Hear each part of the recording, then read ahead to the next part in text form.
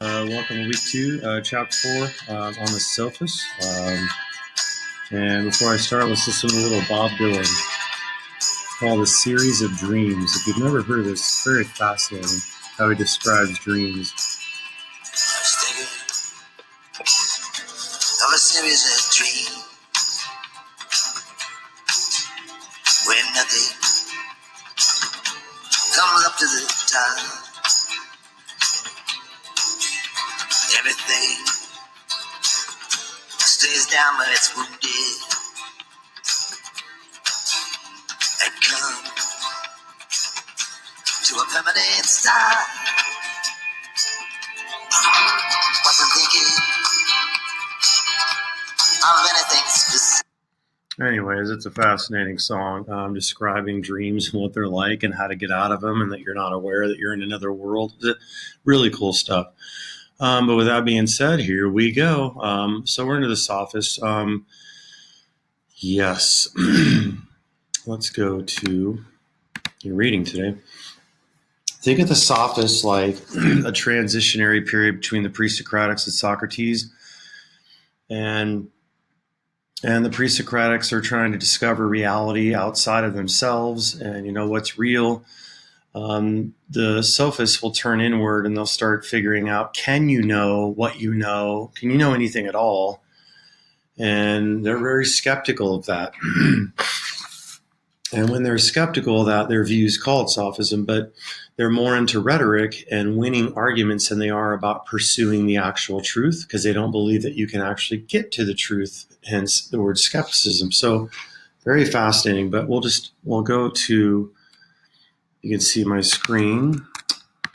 Let's see here. So on page 59, and again, I can't cover everything, but I'll cover some of the things that I think stand out really well. And your quiz will just ensure that you do the reading. But right here on page 59, Protagoras, he was one of the most famous Sophists, well respected. And at that time, people really did pay these people to teach them. And they did contribute to society in the Athenian government. But remember, this philosophical conversation that starts from the pre-Socratics all the way up to now, like where are we building on top of ideas? So there's just a few themes running through this: knowledge and truth. Can we know them, or are there problems with that? And that will be one of the focal points where the Sophists weigh in.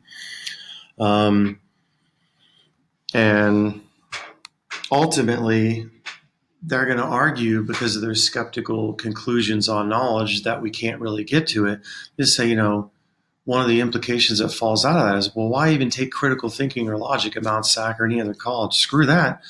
I just want to do what's best for me and what works for me and what's practical. I don't need logic and critical thinking.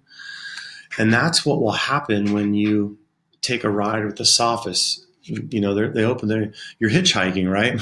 You're like, hey, I need a ride to this next city, and that city represents truth and knowledge. And they're like, hey, I'm going that way. I can give you a ride if you want. You get in their car, and by the time you get out, you're like, what the heck? So what happens to you when you're riding with the Sophists is that truth and knowledge take it back. They get chipped away, and you're more skeptical than you ever were when you get out of their car. But in one sense, it's practical. You do what's best for you. Getting into arguments and winning them. Getting into arguments and pursuing and analyzing arguments and counter arguments and pursuing the exact truth. It's not really important. Doing what's practical for you is more important to the Sophists, right?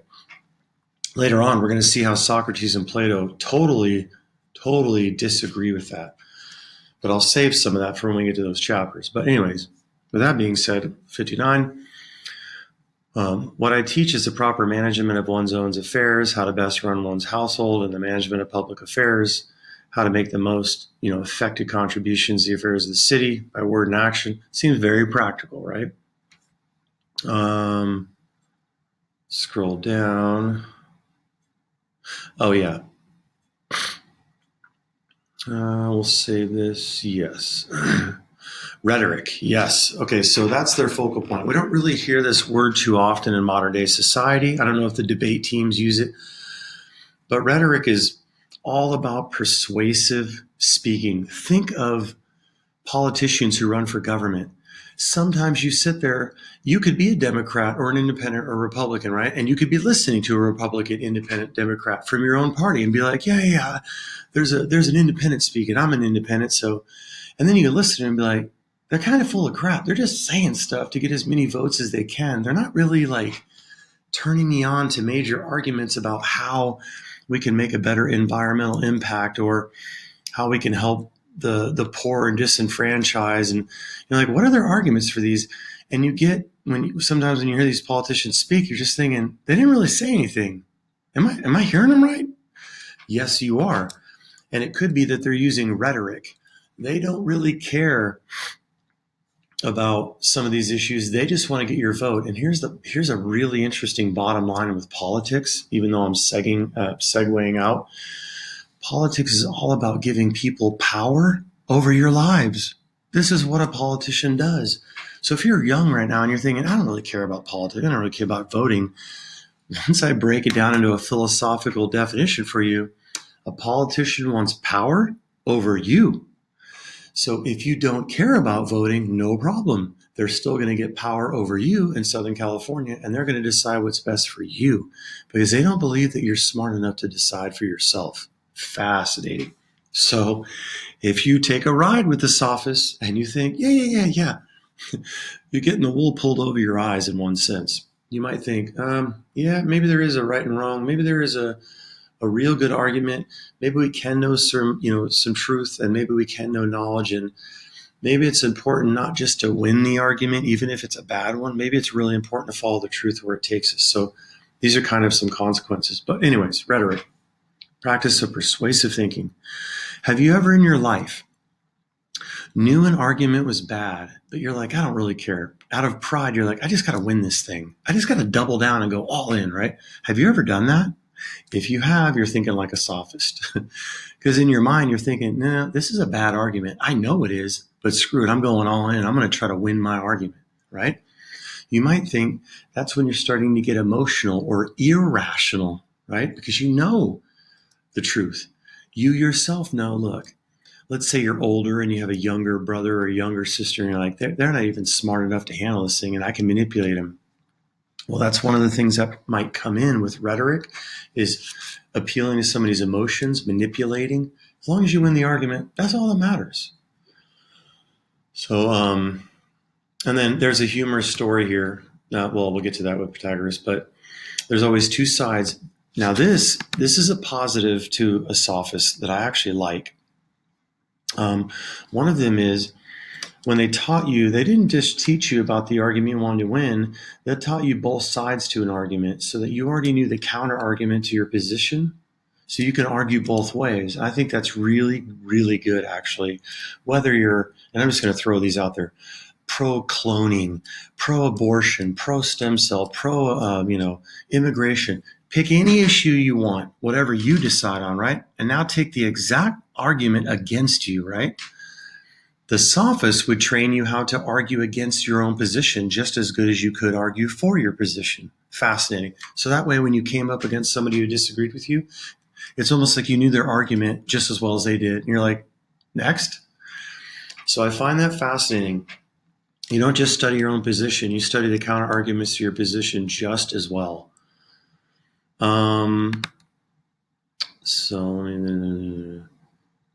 Yeah, and the humorous side to Protagoras is, he hires a young student, or no, a young student hires him, and it says, look, you don't have to pay me till you actually win a case. And then you can see how this plays out. It's basically arguing that whether you win or lose in court, you still owe somebody money. And then the other side says, well, whether you win or lose, you don't owe me money. And both sides, are right at the same time. And that's just like, what? It's like a paradox of reasoning. Well, that's the whole point of rhetoric is it doesn't matter what's right or wrong necessarily. It matters just, can you win your argument? And you can read that example. When you do read it, pay attention to the contract that Pythagoras makes with the student versus the actual court case. There's a difference. Fascinating right there. When you can break apart that difference, you might say, this is where the skilled persuasion, of somebody using rhetoric, this is where it breaks down. The agreement you made with Protagoras is different from what the court expects you to do when you lose a case. And think of this like, think of another situation. Let's say two students in the same classroom go outside, right? One of them says, it's cold outside. Let's say it's like 65, 70, right? And then somebody else goes, they come out and they think, well, this isn't cold at all, man. This is borderline like hot. Now, there's a subjective tone to that. Both students think that it's a certain temperature to them. Like it feels cold, and the other one, it feels hot. And I'll give you an example. My sister, she lives in Henderson, right next to Vegas. She's worked in Vegas for like 30 years. Man, it is hot as hell out there. It could get 110, 120. I would die, right? She's like, no, this isn't hot. For me, hot is like 80 degrees and above. For her, hot is 120 degrees above. We have different subjective, or what's internal to us, perceptions about heat and cold, right? A sophist might come along and say they're both true at the same time. That temperature that two classmates steps out into the atmosphere and experiences, well, they're both true at the same time. Now, some of you might be thinking, that's not the case, man. The temperature actually gives us an objective reading. Like it literally is this temperature. And what you're experiencing is different from person to person. So if you're thinking that way and you're thinking there's some objective temperature, that is exactly where Socrates and Plato are going to take you when you ride with them. Let's say you were hitchhiking and taking a ride with them. You get out of their car and say, no. There's definitely some objective truth. And there's things you absolutely can know. And they're going to say the sophists are wrong in their persuasive tactics when they're trying to manipulate the truth. So in one sense, you might think, like the heat example or the cold example, every one of us has a different temperature that we think is hot or cold versus, from one person to the next person. And there's something to be said about that. It's very interesting, right?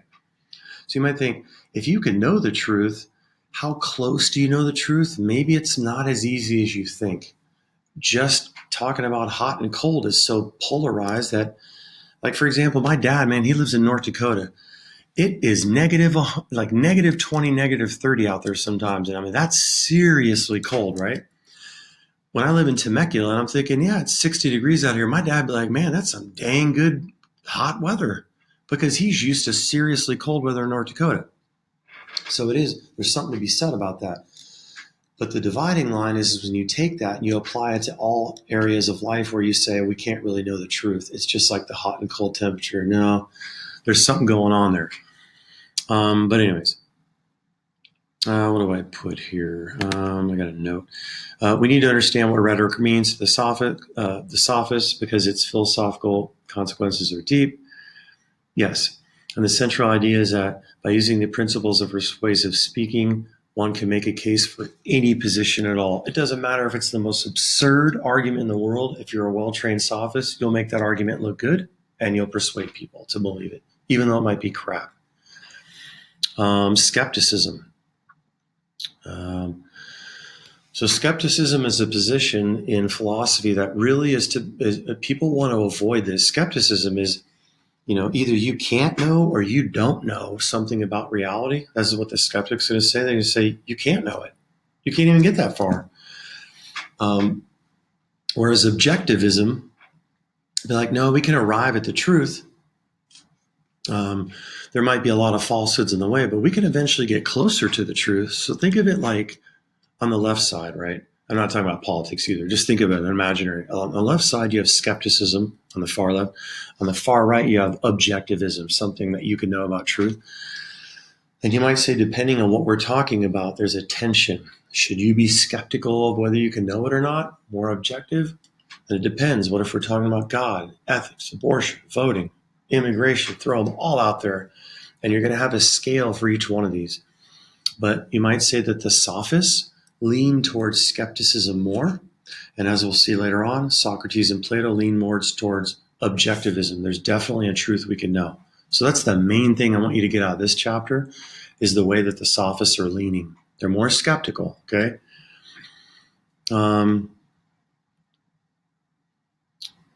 Yeah, so right here on page 61, the practice of the Sophists seem to show that thought and being are not the same thing. Thought and being fall apart. Um, and it could be that being means what is actually out there in reality, and then thought is like what you think about reality. And the Sophists might say, look, all we have, and if we scroll down, all we actually have is opinions. We don't ever have knowledge, we just have opinions, and everybody has opinions. So at most, the only thing we can do in discovering about reality is the appearance of it. We're never going to really know what it actually is. We're just going to know what we think, and what we think is going to be relative from person to person. Hence, the view of skepticism. Let's see here. So yeah, they're definitely going to think that there's no such thing as absolute truth, and that's for sure.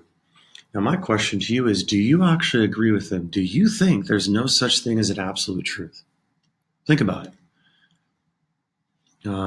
Is truth true for you, but maybe different from somebody else? That's I'll get to that in a second. Do you actually agree with that, or do you think no, something's just got to be wrong or right, or true or false, no matter where you are, no matter what's happening? It's just got to be a standard for all people. Because if you think that no, truth isn't relative, I make up my own truth. We hear people say that too. Oh, they're telling me their truth. Do you actually think that their truth is the actual truth of reality? Is it the same as your truth? If you think that truth is relative, you're with the Sophists. Now, I'm trying to say that's wrong for you. I'm trying to put you in a thinking bubble where you're actually thinking about this yourself now. Because remember, the most important thing out of this class about anything is I want you to start thinking, what do you think about these readings? Where do you lie? And you might change your position as you go through. Do you lean more with the Sophists? Are you more skeptical about what you can know about reality and what anybody else thinks they can know? Or are you more objective? Okay. So they don't believe in anything certain that, when people use that word certainty, it's like, I'm 100% certain. The Sophists would be like, nobody's 100% certain about anything ever. In fact, nobody even knows anything ever. At most, you're just going to have an opinion. And they might say anybody's opinion's equally real. Let's go down here. Agnosticism or agnostic. This is just somebody that is open to truth or let me just give you an example. An agnostic about God. An atheist would say God does not exist. An atheist would say God does exist. And an agnostic would say, well, I can go either way. I'm not really sure. God might exist. God might not. I'm an agnostic. I'm kind of in the middle. Whereas a skeptic would say, no, you actually just can't know. The agnostic might say, well, maybe we can know, but I just don't know yet. So these are just a few terms to think about. And you can rewind this video, by the way, and listen to me say this again if you're a little confused. And let me see here. Relativism, the doctrine viewpoint known as relativism. Think of it like truth being relative, and that would be like truth is different from me to you. We might have different truths. Cultural relativism, instead of just me or you, it is an individual. Cultural relativism is culturals decide what's good and bad, right or wrong inside their own culture, and culture is different from culture, or cultures have different versions of right, wrong, good and bad from culture to culture. If it seems too wordy, let me give you an example. Remember years ago when they had the Olympics in South Korea? South Koreans, I'm pretty sure, I know Thai, there's a few Asian cultures, they actually eat dogs. They just eat dogs, right? We don't do that in America. And you might think that's just disgusting. That's just wrong, right? From a cultural relativist position, they might say, no, it's not wrong. This is just what we do. It's different. You say it's wrong because you're ignorant. You don't really know. Come live with us for a lot of years, maybe you've never had a good dog. We can fry that dog up and sizzle it and give it some apricot seasoning, all kinds of, and you might say, dang, this dog is good. And you might not even know you're eating dog. You might think it's a hamburger and we trick you. And then you say, wow, I want to eat this again. And then we say, it's a dog, and you may throw up. You say, that's normal. Most people aren't really used to that. Live here about 5-10 years, you might be eating dog just like us all the time. That's just one example of one cultural view of what it's like to eat a dog. Like I said, most Americans, you might think it's disgusting. Live over there, you might not. Take a Hindu from India.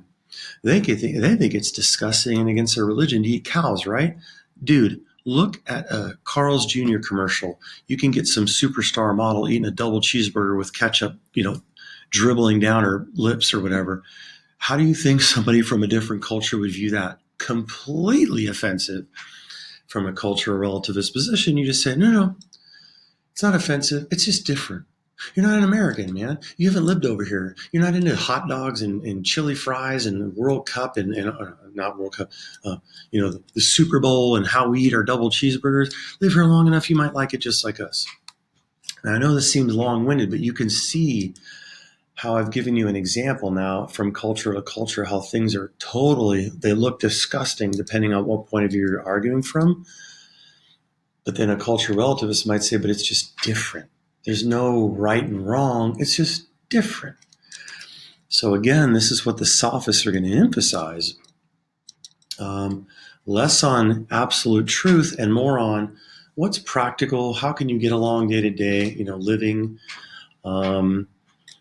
And they're going to be more skeptical about right and wrongness. They're going to lean more towards that cultural relativist position, or the position where truth is relative from individual to another individual. So let's do this. The sophist point of view, best summed up by Protagoras. What does this mean? All things the measure of man? It just means that the criterion for truth is just relative from individual to individual. That's what it means by the measure of man. All things are the measure of man. So like, whatever you think, or whatever I think, and you might say there's no standard there that's going to go from one person to the next person. It's just, we're going to wing it. It's a free for all. What anybody else believes, that's what we get.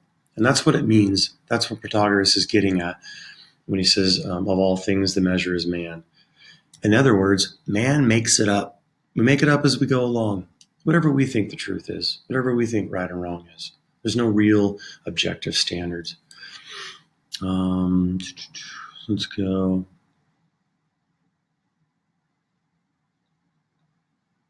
I'll let you.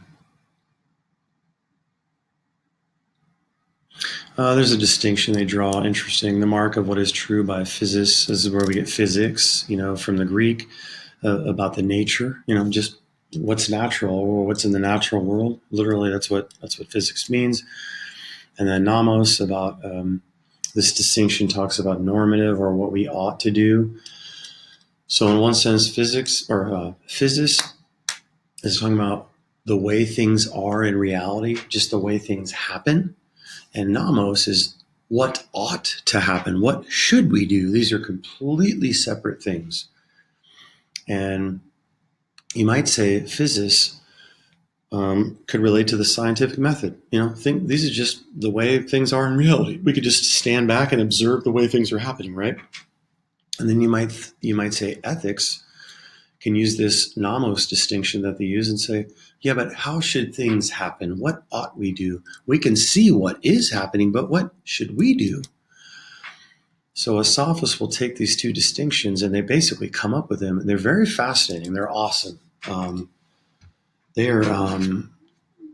distinguish major branches of reality. One, talking about the scientific method, and one, literally, ethics.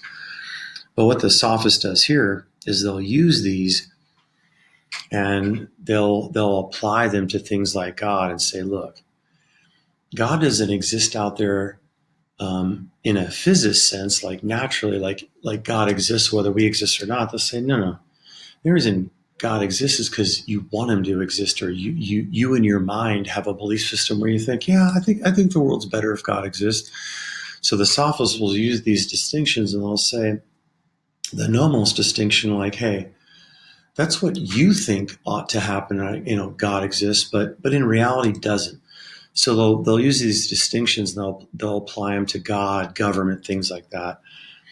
And you can see that in your reading. They'll talk about convention, laws that are made up by humans from society to society, and whether that's natural or not. And they'll say something like, no, it's not natural. It's in fact, it's a burden on the natural world. But we have these things created by humans, like laws and things like that, is because if we didn't, we'd probably all be dead. I want you to think about this long and hard. Actually, it's a joke. It'd probably take you 5 seconds. Think about a terrorist somewhere in the world who, if they could just get their hands on a nuclear bomb, they would kill as many people as they could, right? You might think, that's just craziness, right? And you might think, yep. That's why you want laws and conventions and NAMOS. You want things to protect you from crazy other people. So these distinctions are actually really, really good.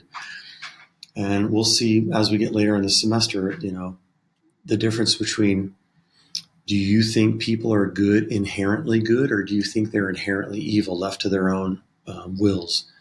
Very fascinating. I'm not going to tell you what I think right now, but I'm just going to give you the nuclear bomb example. If you let some crazy person alone,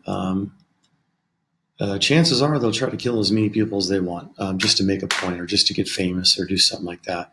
You might think, if you lean along those lines, if you view people that are capable of that, you might say they have an inherent nature that's bent or that leans towards evil. Some of you might say, no. We could lay nuclear bombs out there anywhere. Everybody's good. Everybody will do the right thing.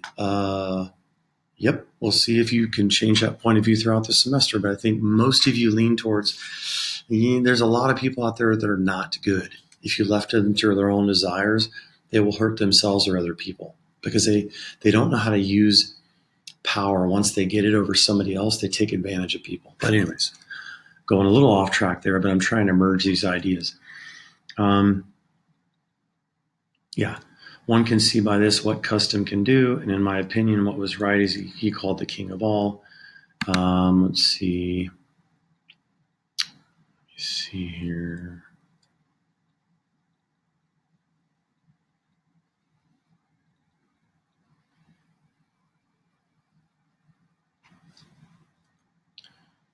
Well,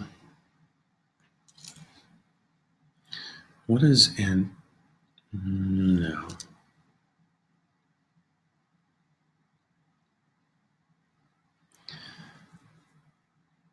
There's one more point I wanted to make. Right here on page 66. For the victory goes to the best speaker. This goes in hand with the Sophists. Just, again, I can go back to politicians. And I'll throw these two up, right? I'm not going to let you know my political party, and I don't expect you to let me know yours, but we can put some politicians on the map: Clinton, Bush, Obama, Trump, right? When I list those names, right, no matter what your political affiliation is, do you think that Clinton was a smooth speaker? I think he was. When I listen to him, I'm like, yeah, he's a pretty smooth guy. You think Bush was? Maybe. Sometimes he stuttered. Sometimes he mispronounced words. But he's pretty even keeled. Trump, you think he's smooth? That guy will rattle your cage in 1 second. If he's debating against you, not necessarily smooth, he'll definitely. I mean, he's from New York, and I used to live in New York for a couple of years. I have a lot of friends from there. It's pretty rough. You might say, not really that smooth. Obama, smooth. Obama was super smooth, right? Why do I keep on saying the word smooth? Right here on page 66. For the victory goes to the best speaker. Sometimes when you're a really good speaker, you are smooth. You're trying not to offend as many people as possible. And you might say those are the best politicians there are because they're trying to get your vote. They're trying to get power. They're trying to stay in power, right, in office. So you might say, well, that's pretty practical. You don't really want that many enemies. You want to be as smooth as possible when you're talking to people, because the more jerky you are and the more rough you are, the more enemies you're going to make, and the more people aren't going to want to follow your ideas. So I find, again, fascinating. You might think some politicians are totally evil. You are totally against their views, right? But then if I ask you, but are they smooth? You might say, yeah, they kind of are, even though I hate them, right? And you might say, the sophist point is drilling home. They're using rhetoric. They're good at public debate. They're very good at persuading and talking to you, and that's all that actually matters. And you might say, yeah.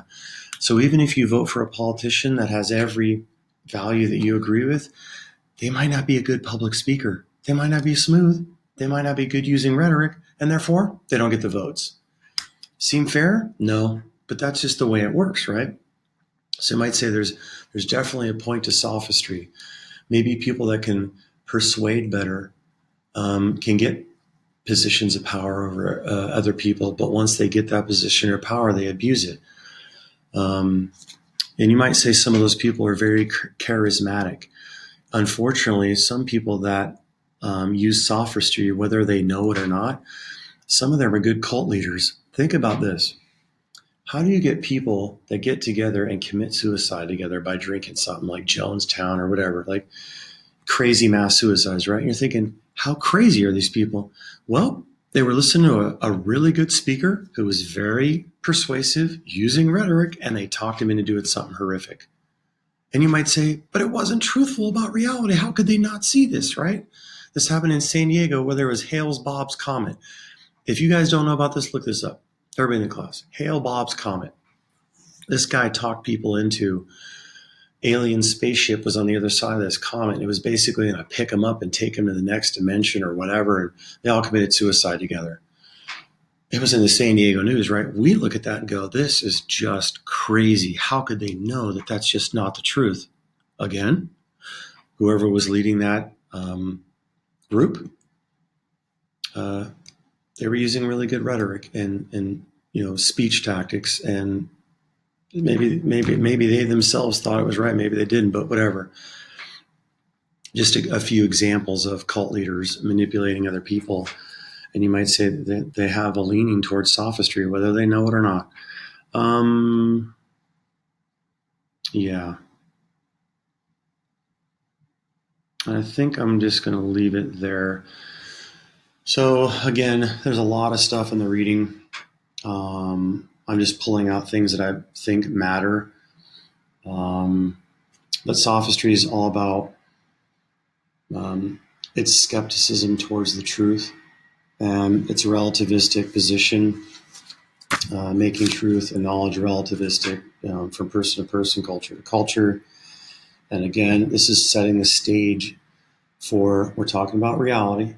Can we know how things actually are, or are we stuck behind the appearances? And the sophists are going to definitely say, you were stuck behind the appearances.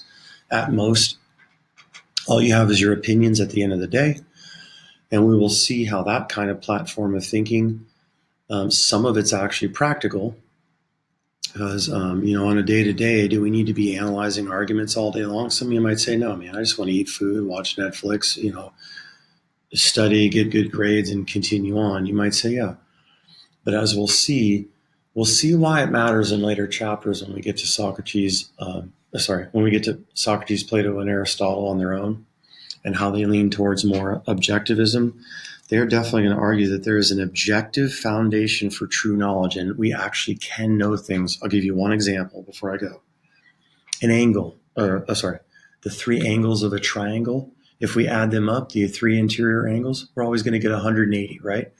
If somebody comes along and says, yeah, man, I'm getting 400, you might say, no, we can actually show this to you. There are mathematical axioms and truth values, associated with mathematics and geometry. And we can just add these up and show you that it's 180 degrees, not 400. It's just a straight matter of fact, just like 2 + 2 = 4, right? And you might say, right there is an instance of objective truth and knowledge that Socrates, Plato, and Aristotle think we can get at.